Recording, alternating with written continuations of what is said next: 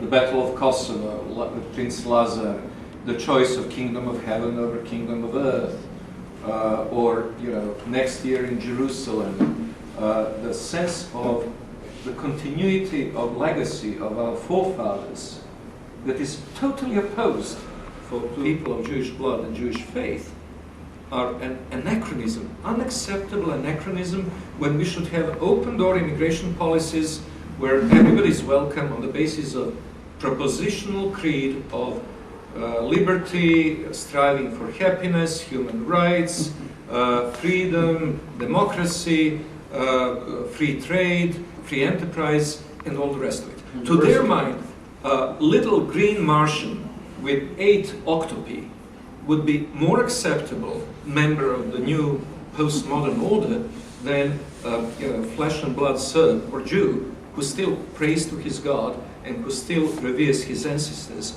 and who still remembers what happened 2,000 years ago or 600 years ago as if it happened yesterday. That is verboten. Serbs and Jews both know who they are and they fight back. And they both started fighting back against terrorism before it was chic. And that's unforgivable. We were anti-terrorist when anti-terrorism wasn't cool. Which is why we are terrorists. And by the way, we are leaving tomorrow morning, which means we are getting up at 5. Okay, you're driving. I'll drive. I'll drive.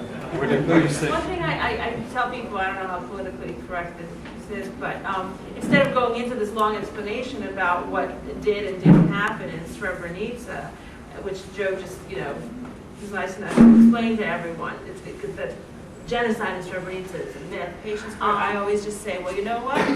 Maybe the Muslims finally picked on the wrong people. The bottom line is, I don't think they hate us because what we do. They hate us because of who we are, and particularly in the case of Israelis and Serbs. And in America, I can tell you this is very true. It's certainly very true of Serbs, less true of Israelis. In Europe, it's very true of Israelis.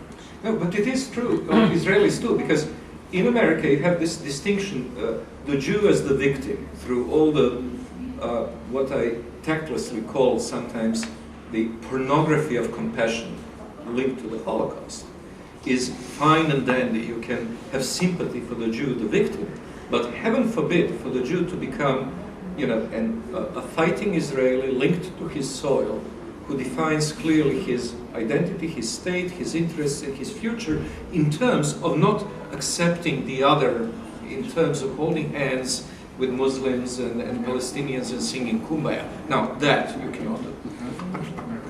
That's a pretty good summation, I think.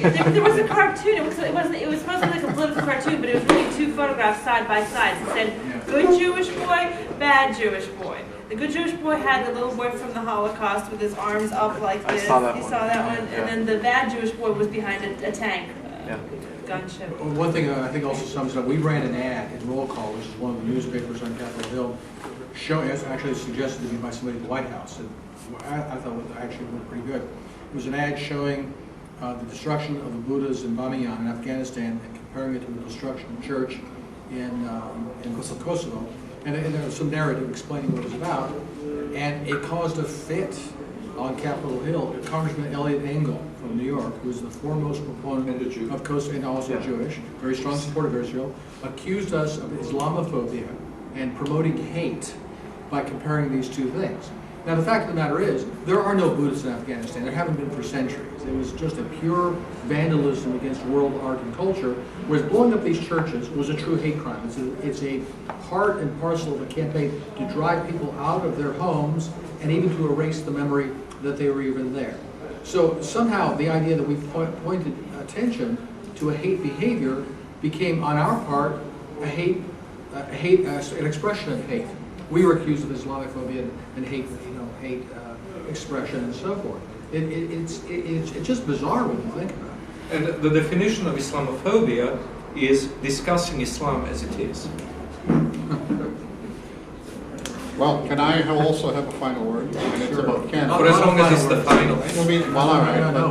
I want to say a final word about Canada because it's an example. I mean, we are a country of immigration. We've taken millions of immigrants into Canada, and we're getting large numbers of Muslims. They're not integrating well. but they are invading our public space.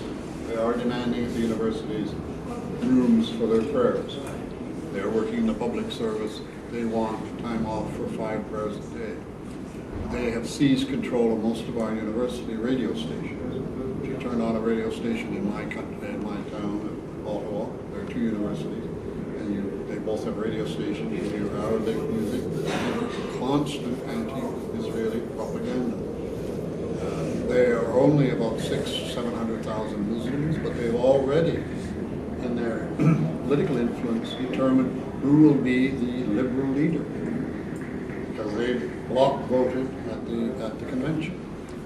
This is extremely dangerous, and it's taking place. And then we have CARE, the Council of American Islamic Relations. A friend of mine spoke out accusing CARE of being a front organization for Hamas. The radio station was sued, and so was he. This is a really, I think, a dangerous operation. It's taking, I give you Canada, but it's happening elsewhere. Last summer, 18 young Muslims, all born in Canada, we caught them, thank God. They were attempting to blow up our Canadian Parliament. They were attempting to kidnap our Prime Minister and behead him, and then showed on television.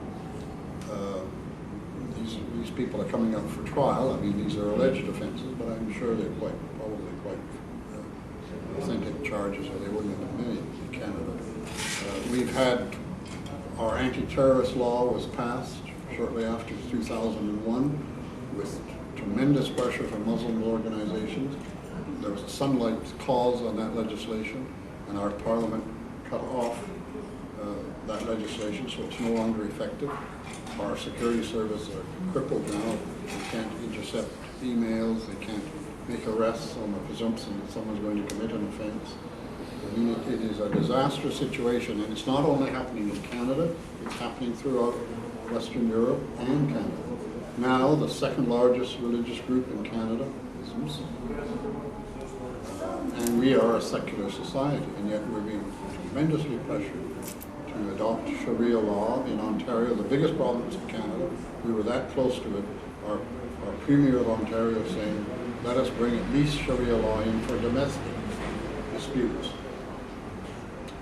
This is extremely dangerous, and I don't know.